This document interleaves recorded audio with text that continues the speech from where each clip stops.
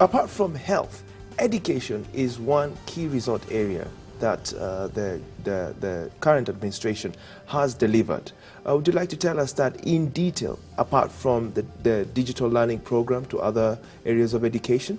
Okay, you know, first of all, free primary education has to be sustained. You know, this is something that was initiated by President Kibaki.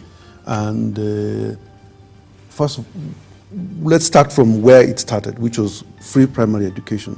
Today, we have managed to expand that free primary education to free day secondary education for a number of students. We've not managed to have it universal because of something called the transition rate, right? Every year, there's roughly about only 86% of the kids who sit standard 8 make it into Form 1 for various reasons. Either they drop out because they can't afford it, or they drop out because their grades don't allow them to make it into a school. So a number of things have happened. Number one is that, as you know, the curriculum is going through a major overhaul.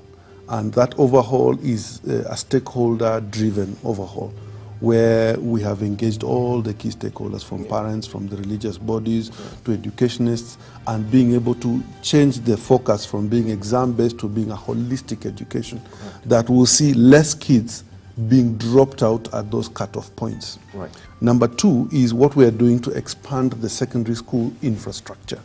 You know, several billion shillings have been spent in infrastructure grants to allow schools to increase the number of classes available. This, in turn, will help us from 2018 to basically say no child will be left behind. Because over the last 2 years, we've been feeding money into rural schools to help them expand their class infrastructure so that they can accommodate more students. Can it be done in September? Can every student go in, get free food, free uniform? That's a whole bunch of hogwash, you know. Number one, because there's no money for it. Number two, because it really is an unrealistic expectation to place on government. What can be realistically achieved and what is budgeted for and what has been approved by the National Assembly is that from January 2018, all children going into day secondary schools, public day secondary schools, will not have to pay for any tuition.